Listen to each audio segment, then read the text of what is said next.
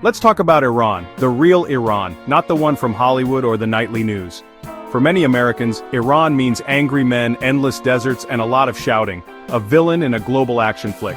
But that's just a movie trailer, all explosions and no real story. The news only shows you the drama, never the daily life, the family dinners, the traffic jams, the laughter over tea. The truth?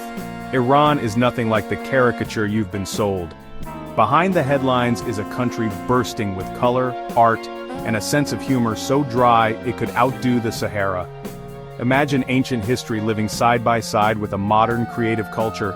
The people? Some of the most hospitable you'll ever meet, even if their government isn't winning any popularity contests. It's a nation of poets, artists, and engineers just trying to get through the week. Just like you. Forget the action movie. The real Iran is more like an indie film complex, beautiful and misunderstood. It's about resilience, finding joy in small things, and maintaining style despite everything.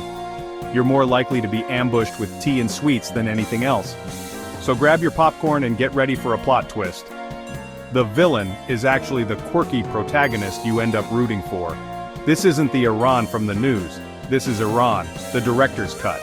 Let's roll the real story. Welcome to Iran. Arriving at Tehran's airport, you expect drama, maybe camels, maybe chaos. Instead, you get a regular airport, tired officials, the smell of floor cleaner, and the universal anxiety of travel. The drive into Tehran, no sand dunes, just traffic. Think LA on a Friday, but with more creative driving.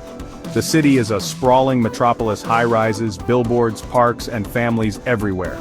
Women in stylish coats and colorful headscarves, men in sharp suits on their phones. It's a modern city, not a movie set. My cable news programmed expectations, completely fried. What struck me wasn't fear, but overwhelming normalcy and moments of beauty. Snow-capped mountains, serene gardens, and a city where ancient and modern collide. The real shock isn't danger, it's how vibrant and alive everything feels. The only real risk? Being overfed by a friendly stranger. The Iran of your imagination is a cartoon. The reality is far more interesting. Welcome to Tehran. No camels required. Let's keep going. Time for stereotype showdown. Facebook rants versus actual Iran. First myth. Everyone's angry. Reality? Iranians are hospitality pros. Means you'll be offered everything and you'll have to refuse 3 times before accepting. Next, Iranian women are silent and oppressed. Wrong. Most university students are women, doctors, artists, entrepreneurs, turning the hijab into a fashion statement and bending the rules with style. And the idea that Iran is a cultural wasteland? Not even close. Public life has restrictions, but private life is full of music, debate, and epic picnics. Poetry is everywhere. Hafez and Rumi are quoted like movie lines. The real Iran is a place of beauty, intellect, and connection. Stereotypes don't stand a chance. The Iran your uncle warns you about doesn't exist. The real one is busy having a picnic, reciting poetry, and politely refusing a 3rd helping of rice. Reality wins, hands down. Iran is a multi-dimensional protagonist, not a flat villain. It's a place where people live, love, and laugh, often in the face of adversity. Forget the Facebook feed, meet the real Iran. Think Iranian food is just kebab? That's like saying American food is just burgers. Persian cuisine is a symphony, slow-cooked stews, saffron rice, and the legendary, the crispy rice everyone fights over. Meals are events, not just fuel. And the music? Sure, there's soulful traditional music, but you'll also hear bootleg Taylor Swift, underground rock, and electronic beats. The art scene is thriving: calligraphy, contemporary galleries, and witty street art. In a place where official expression is limited, creativity finds a way. On walls, in music, and at the dinner table. It's a culture that mirrors American life in surprising ways. Food battles, pop stars, and renegade artists. The need to create, share, and dance is universal. It just wears different clothes. Iran's culture isn't a relic, it's alive and evolving. The flavors, rhythms, and art are as diverse as the people. Forget the stereotypes. Taste, listen, and look closer. Iran is a cultural feast. Living in Iran is an art, especially the art of resilience. Public life follows the rules, but private life? That's where the real party happens. Behind closed doors, Iranians dance, play music, and enjoy forbidden drinks. Joy is a quiet rebellion. The internet is officially restricted, but everyone uses VPNs, grandmas included. Social media, news, and memes flow freely, thanks to a national knack for finding loopholes. Humor is a survival tool. Complaints about the government or traffic always come with a punchline. Inshallah is said with a wink, faith mixed with skepticism. This isn't a broken people. It's a nation of life hackers thriving in their own way. They bend, but don't break. They create their own happiness, find loopholes, and laugh through adversity. Resilience is woven into daily life. It's inspiring and often hilarious. The real story of Iran is about finding light, even when someone keeps turning off the power. That's the genius of Iranian life. Let's see what else we can learn. Speaking Farsi as a foreigner? Prepare for humility. It's a poetic language, but English speakers will trip over sounds and meanings. Say merci and you're fine. Try anything more, and you might accidentally call yourself a carpet. Iranians are forgiving. They'll laugh with you, correct you, and offer tea for your effort. Is a social dance refuse gifts 3 times, but sometimes the third offer is real. Get it wrong and you'll feel like you rejected a puppy. Hand gestures are a minefield. A thumbs up is rude, and pinching the air means wait. These mix-ups are where real connection happens. When you stumble, you stop being a tourist and start being a person. People open up, share a laugh, and invite you into their world. My terrible Farsi became my best icebreaker. It broke down walls and started conversations.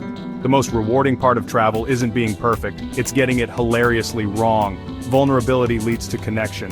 Every mistake is a story, and every story brings you closer. So, embrace the awkwardness. That's where the magic happens. The biggest surprise about Iran? How familiar it feels. Strip away politics and you find people who want the same things. Good jobs, safe futures, decent Wi-Fi. They worry about bills, complain about government, and are proud of their identity, just like Americans.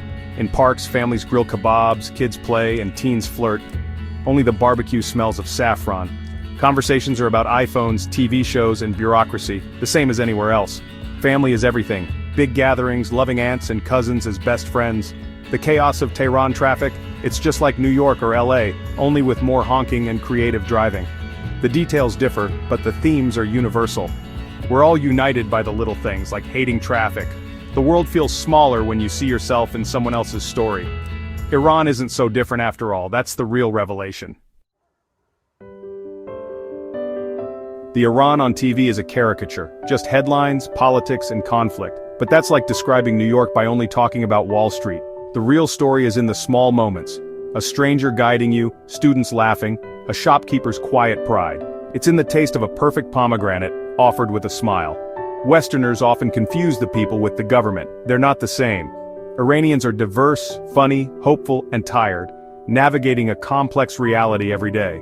To understand Iran, look beyond the political theater. Listen to the whispers, not just the shouts. Engage with the people who are eager to show you a different side. The Iran beyond the headlines is an invitation, not a threat. It's a story of grace and resilience. So what's the takeaway? Iran isn't perfect, but it's not the monster you've been told about. It's a nation of warmth, humor, and deep culture, deserving to be seen as a story, not a headline. Visiting Iran resets your brain. Every meal, every conversation, every walk through a bazaar dismantles old stereotypes. You expect hostility, find hospitality. You expect a cultural desert, find an oasis. You arrive an outsider, leave a friend. The world isn't black and white, it's a million shades of gray, saffron and turquoise. Behind every conflict are millions of ordinary people who just want to live in peace. Seeing a place for yourself is the best antidote to prejudice. Should you go to Iran? That's your call. But should you give it a second look? Absolutely. Read its poetry, listen to its music, look at its art, talk to its people. Challenge the narrative you've been sold.